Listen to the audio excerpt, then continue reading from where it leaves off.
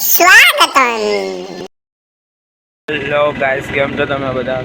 પવનને સૌથી પહેલામાં જય શ્રી કૃષ્ણ. અને તારના વાગ્યા છે સવારના 6:45 અને અમે જઈ રહ્યા છે માધવપુર, કારણ કે આજે છે પૂનમ. તો અમે પૂનમ ભરવામાં કુળદેવીના મંદિરે જતા હોઈએ છીએ દર પૂનમે.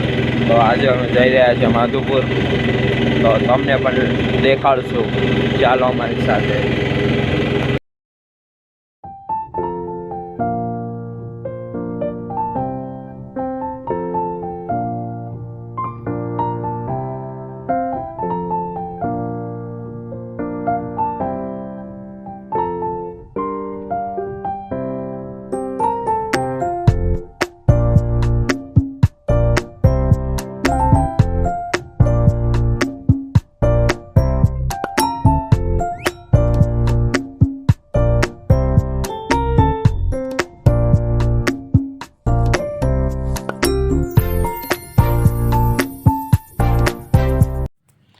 તો તમે જોઈ શકો છો, આપણે રસ્તા વચ્ચેથી જતા હોય ને બંને સાઈડ રસ્તાની બંને સાઈડ હરિયાળી એકદમ લીલું છમ જોવાની મજા જ આવી ગઈ, આનંદ પણ પડી ગઈ. અને માધવપુર સાઈડ આપણે જઈએ તો અહીં લગભગ નોનસ્ટોપ બધા ચણા જ વાવે છે, એટલે ખેતર આખું લીલું છમ જ હોય છે. કારણ કે અહીં વરસાદ આ સાઈડ બહુ પડે છે અને પાણી બહુ આવે છે, એટલા માટે અહીં ચણા જ વધારે વાવે. તમે જોઈ શકો બંને સાઈડ ચણા વાવેલા છે અને એ જોઈને એટલી આનંદ થાય, કારણ કે આખું ખેતર લીલું છમ ને વચ્ચેથી જતો હોય એકદમ રસ્તો, એકદમ મજા આવી ગઈ સવારમાં.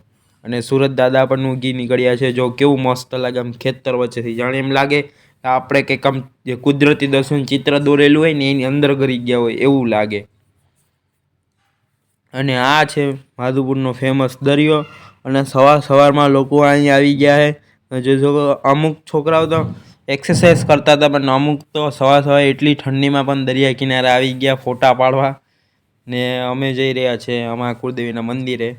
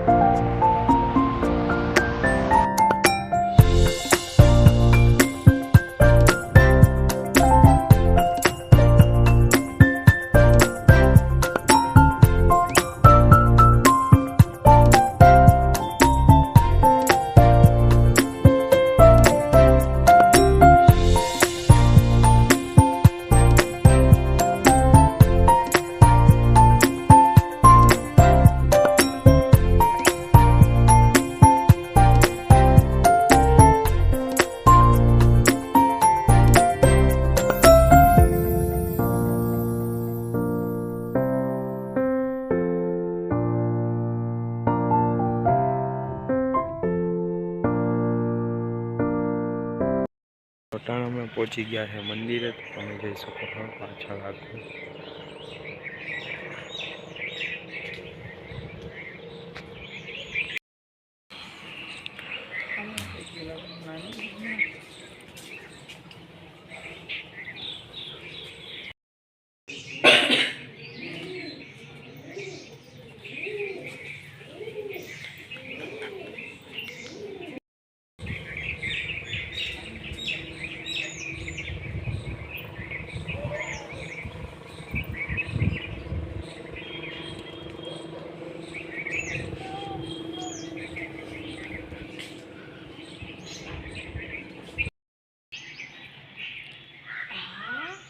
તો તમે જોઈ શકો છો, અહીં છે દરજીડા, કે આ સુખડી કહેવાય, કે સુખડી ને સુગરી સુગરી કા માળો છે. તમે આ કહેજો આ કયા પક્ષીનો માળો છે એ.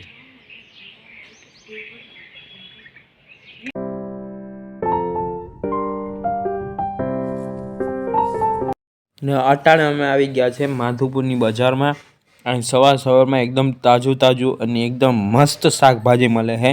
તમે જોઈ શકો છો. ને અમે થોડી ઘણી શાકભાજી લીધી હતી, ભીંડા, રીંગણા એવું બધું લીધું હતું. અને તમે જો અહીં પાંદડી વધારે મળે આ બજારમાં, કારણ કે માધુપુરની ફેમસ ચણા અને પાંદડી બહુ ફેમસ હોય છે, એટલે અહીં પાંદડી વધારે તમને જોવા મળશે શાકભાજીમાં. તો અટાણે અમે ખાવા આવ્યા છે.